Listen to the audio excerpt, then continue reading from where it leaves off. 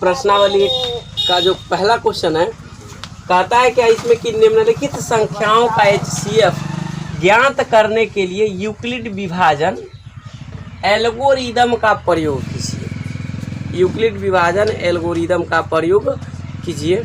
तो यूक्लिड विभाजन एल्गोरिदम क्या कहता है, यदि a और b दो कोई धनात्मक संख्याएं हो तो उसका जो निकलेगा एल्गोरिदम विभाजन द्वारा, जहाँ a इज ग्रेटर देन अगर b हो तो a बराबर होता है BQ प्लस R।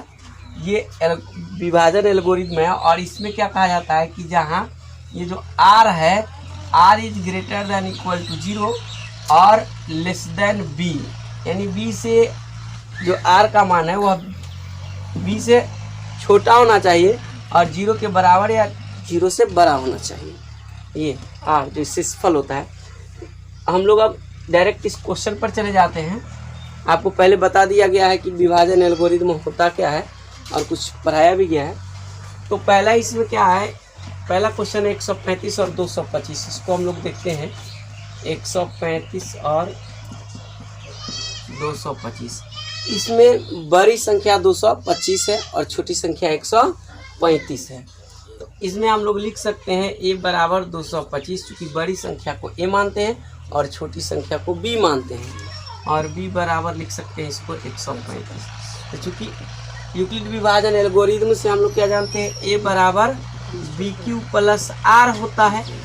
अब इस जगह a की जगह पर हम लोग अगर 225 लिखे और b की जगह पर 135 है तो इसमें एक बार में कटेगा 135। यहाँ पर हम लगा कर देखते हैं, 135 से 225 में एक बार में 100 होता है 35, 0 का 0, 12 में से 3 गया तो 9, इससे खांसी लेंगे तो और ये कट गया 90 बचा। तो यहाँ प्लस में हम लोग 90 लिख दिए। अब देखिए ये शेषफल 0 नहीं है, 90 है। इसका मतलब फिर अब ये दोनों में 135 और 90 में यूक्लिड विभाजन एल्गोरिदम ये जो है इसका हम लोग फिर इस्तेमाल करेंगे। तो यहाँ पर आ जाएगा 135 बराबर ये 90। अब यहाँ पर 90 से 135 में लगा कर देखो, एक बार में कटेगा ये 90, बचेगा 5, ये हो जाएगा 13 में से 9 गया तो 4।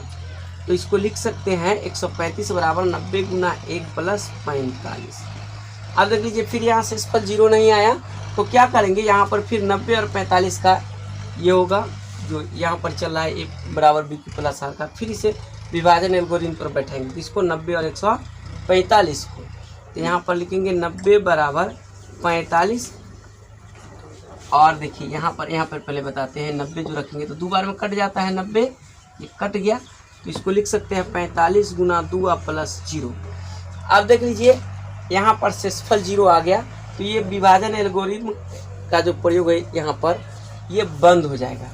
अब ये शेषफल 0 है तो इससे ठीक पहले वाला शेषफल, ये जो शेषफल जब 0 आ गया तो इससे ठीक पहले वाला शेषफल जो होगा वही HCF कहलाएगा। तो यहाँ HCF बराबर लिख सकते हैं कितना, 135 225 बराबर ये 45। यही आपका आंसर हो जाएगा। अब हम लोग क्वेश्चन नंबर 2 देखते हैं। 2 क्या कह रहा है, क्वेश्चन नंबर 2 कहता है इसमें 196 है और 38,220 ये है। तो यहाँ बड़ी संख्या 38,220 और छोटी संख्या 196 है। तो यहाँ लिख सकते हैं a बराबर 38,220 और b बराबर 196। इसका हम लोग अलग अगर विभाजन विधि द्वारा ऐसे करें तो हो जाएगा 38,220। इसमें तो भाग लगेगा एक बार में लगेगा, यहाँ पर 196 हो जाएगा। 12 में से 6 गया 6, 18 17 में से 9 गया तो 8 और 2 में से गया तो 1।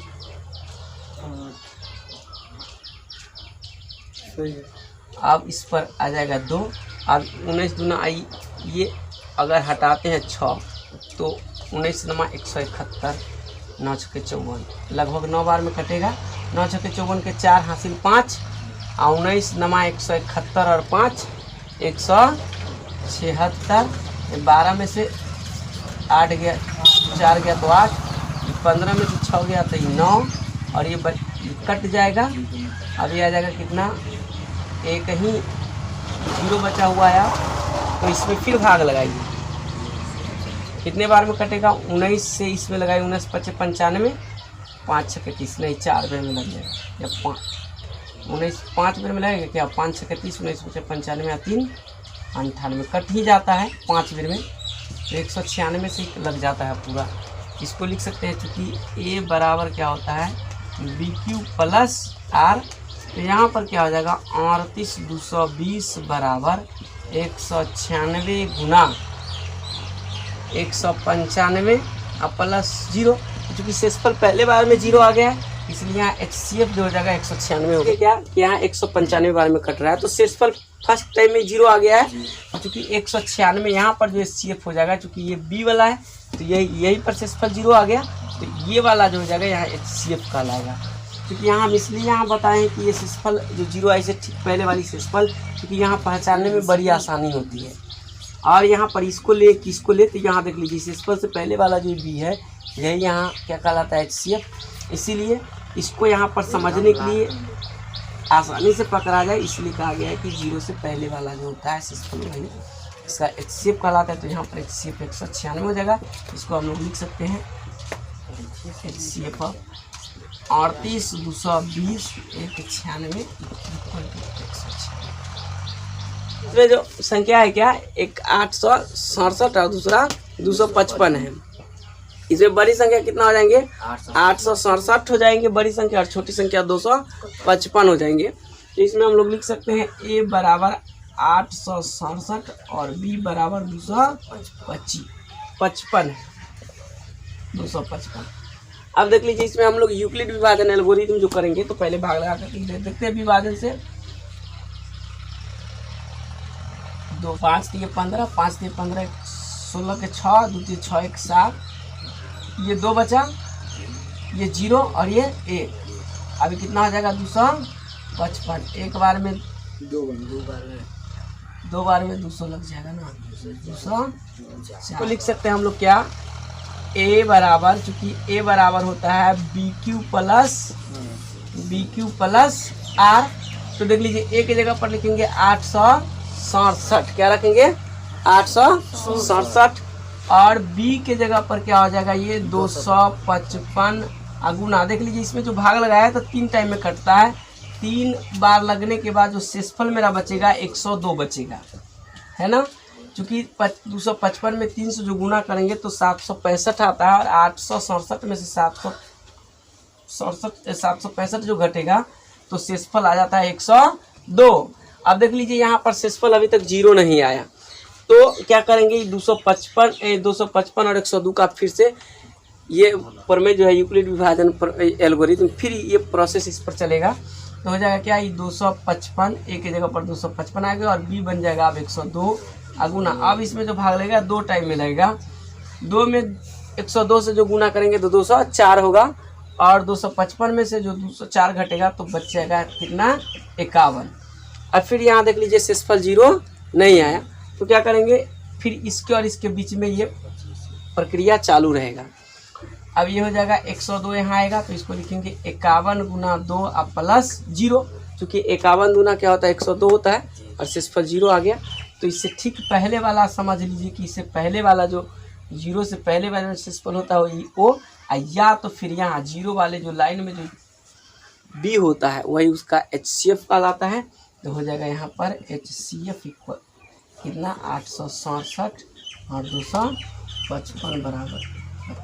क्वेश्चन नंबर NCERT के क्वेश्चन नंबर 2 है, इसमें कहता है कि दर्शाइए कि कोई भी धनात्मक विषम पूर्णांक 6q+1 या 6q+3 या 6q+5 के रूप का होता है जहाँ q कोई पूर्णांक है।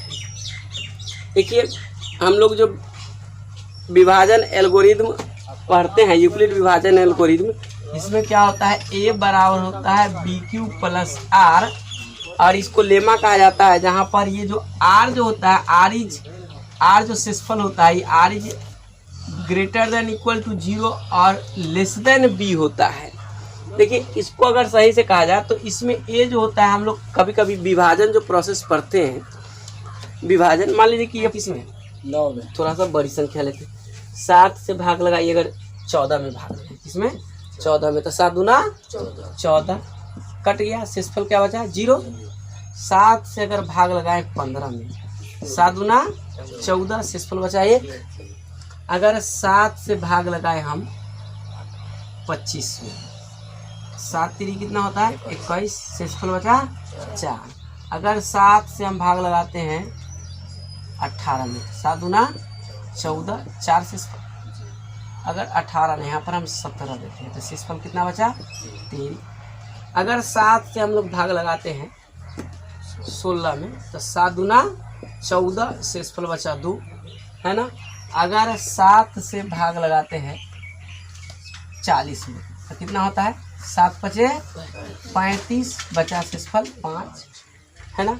अगर 7 में अगर हम भाग लगाते हैं 41 से, तो 7 5 35, शेषफल बचा 6। अब देखिए अगर हम लोग भाग दे और कोई चीज़, तो यहाँ पर देखिएगा क्या, अगले जो ही इसको 42 करेंगे तो शेषफल 0 हो जाएगा। तो हमने देखा क्या शेषफल क्या क्या बचा, 0 1 2 3 4 5 6। देख रहे हैं क्या, ये हमेशा एक कम बचा है। इसको क्या कहा जाता है, भाज्य कहा जाता है। भाज्य बराबर क्या होता है, भाज्य बराबर होता है भाज्य गुना भागफल जोड़ शेषफल। यही इसका है। शेषफल का जो मान होता है 0 के बराबर या 0 से बड़ा तथा भाजक से छोटा होता है। और कितना छोटा होगा, 1 कम होगा। भाजक अगर 8 है तो शेषफल कहाँ तक जाएगा 7 तक। अगर भाजक 10 है तो शेषफल कहाँ तक, आदि क्या कहता है, भाजक 7 है तो शेषफल कहाँ तक जाएगा 6 तक। भाजक अगर 9 है तो शेषफल कहाँ तक जाएगा 8 तक। एकदम याद रखिएगा, ये विभाजन एल्गोरिथम। तो यहाँ हम लिख लेते हैं माना कि एक कोई विषम, क्या, एक कोई विषम धनात्मक पूर्णांक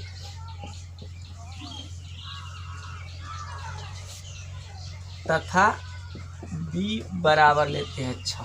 b क्या ले लिए 6, इसीलिए इसका जो r आएगा, ये b तो भाजक हो गया, तो r जो इसका आएगा, हम अभी देखें क्या r जो आएगा 0 आ सकता है, 1 आ जाएगा। क्योंकि r का जो मान होता है b से 1 कम, 0 से लेकर के b से 1 कम, अर्थात शेषफल का जो मान होता है 0 से लेकर के भाजक से 1 कम, यानी जिस संख्या से उसमें भाग देना उससे 1 कम आता है 0 से लेकर के। इसका जो मान होगा 0 1 2 3 4 5 तक ही आएगा। लेकिन जब लिखेंगे, जब r बराबर 0, चूँकि या तो लिखो यूक्लिड विभाजन एल्गोरिथम,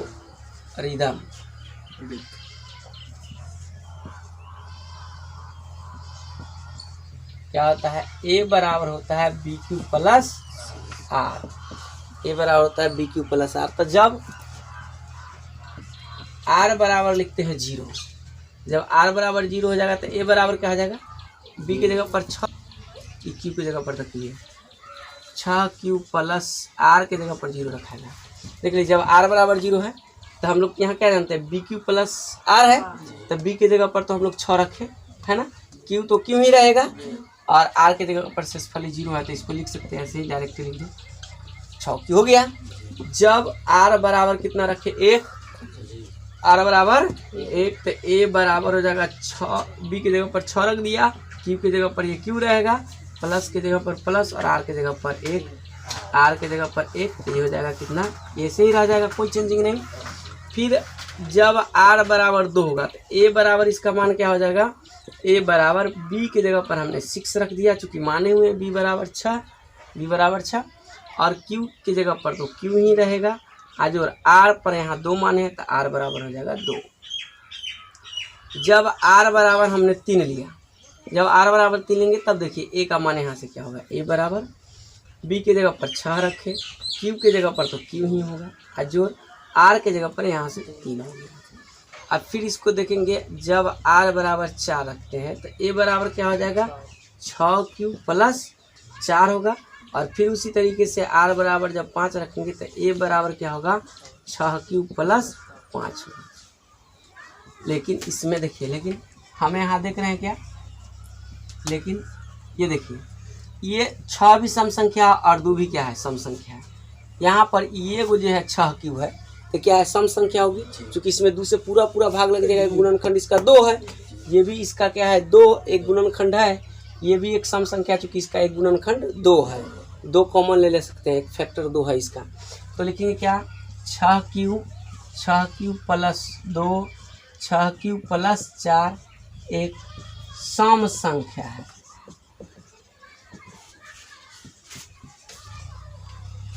और हमने यहाँ पर क्या माना है, ए कोई विषम धनात्मक पूर्णांक है।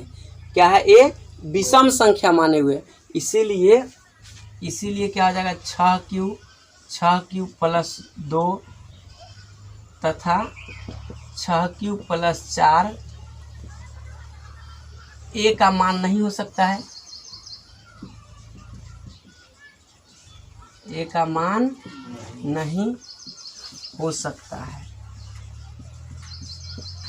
क्यों नहीं होगा, क्योंकि ये जो सभी संख्याएं हैं सब सम संख्याएं, 6³ + 2 6³ + 4 सम संख्याएं हैं। और यहाँ पर हम माने हुए ए कोई विषम धनात्मक पूर्णांक है। तो जब सम संख्या विषम के बराबर हो ही नहीं सकता है, इसलिए ये सारे जो मान है ये ए का मान नहीं होगा। तब यहाँ पर ये जो बच जाते हैं कौन है, ये वाली संख्या 6³ + 1 6³ + 3 और 6³ + 5, ये क्या होगा ए का मान हो सकता है। इसीलिए लिख दो, डायरेक्ट लिखेंगे, इसीलिए क्या हो जाएगा 6³ + 1 6³ + 1 6³ + 3 तथा 6³ + 5 के रूप में कोई धनात्मक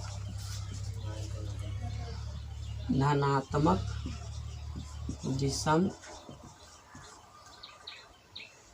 कोई यहाँ इसको ऐसे लिख सकते हैं, कोई विषम धनात्मक पूर्णांक हो सकता है। देखिए क्वेश्चन नंबर 3 का आता है, किसी परेड में 616 सदस्य वाली एक सेना की टुकड़ी को 32 सदस्यों वाली एक आर्मी बैंड के पीछे मार्च करना है। दोनों समूहों को समान संख्या वाले स्तंभ में मार्च करना है। उन स्तंभों की अधिकतम संख्या क्या है जिसमें वे मार्च कर सकते हैं। कहता है कि 616 सदस्य वाली एक आर्मी बैंड है और उसे कई टुकड़ों में जाना है, जिसमें 32 कहता है कि 32 सदस्यों वाली एक आर्मी बैंड रखना है। कितने रखना है, 32 रखना है, और उसको स्तंभ में मार्च कराना है 2 समूह में। तो कहता है कि उसमें अधिकतम स्तंभों की संख्या कितनी होनी चाहिए, अधिकतम स्तंभों की संख्या कितनी होनी चाहिए इसमें मार्च कर सकते हैं। तो ऐसी परिस्थिति में हम लोग क्या करते हैं कि दी गई संख्याओं का HCF निकाल देते हैं। जो HCF होगा वही स्तंभों की संख्या यहाँ पर होगी। तो 2 संख्याएं हमको यहाँ प्राप्त हो रही है, एक 616 है और दूसरा 132 है, सीधे 32 है। 2 संख्याएं हैं, एक 616 और दूसरा 32 है। तो यहाँ पर बड़ी संख्या 616 और छोटी संख्या जो है 32 है। यूक्लिड विभाजन एल्गोरिथम के अनुसार हम लोग बड़ी संख्या 616 को ए मानेंगे, ए बराबर लिखेंगे 616 और बी बराबर क्या ले लेते हैं 32 लेते हैं। अब क्या लिखते हैं यहाँ पर यूक्लिड विभाजन एल्गोरिथम से, या डायरेक्ट हम लिख सकते हैं यहाँ पर। चूंकि ये लिखने से यूक्लिड विभाजन एल्गोरिथम लिखने की जरूरत नहीं है, लिख देंगे सब कुछ हो जाएगा। ए बराबर होता है BQ + R। ए के जगह पर 616 रख देंगे, बी की जगह पर 32 रखेंगे। और देखिए कितने बार में कटेगा, तो इसके लिए हम लोग विभाजन प्रक्रिया अपनाते हैं। 616 एक बार में हो जाएगा ये 32, ये बचेगा 9 और ये बचेगा 2, इस पर हम 6 डालेंगे। कितने बार में कटेगा ये, 9 बार में कटेगा। 9 दूना 18 और 9 तिया 27 और 1 28। 16 में से 8 गया था 8, ये सब कट जाएंगे और ये 8 बचेगा। इसको अब क्या करेंगे, यहाँ पर 32 कर देंगे। 4 में 8 से 32। तो यहाँ पर हम लिखे क्या, इसको 32 गुना 19 प्लस शेषफल हमको आता है कितना 8, तो लिखेंगे 8। अब देखिए यहाँ शेषफल 0 नहीं है, तो यहाँ पर ये जो 32 है फिर ए का काम करेगा और 8 जो है बी का काम करेगा, तो हो जाएगा 32 बराबर 8 गुना 4 और प्लस 0। देख लीजिए अब शून्य आ गया शेषफल और, तो ये वाली जो होगी यही क्या कहलाएगा, इसका HCF अर्थात ये वाला, तो लिखेंगे HCF और 616 32 बराबर 8, इसलिए लिखेंगे स्तंभों की संख्या, क्या स्तंभों की अधिकतम संख्या।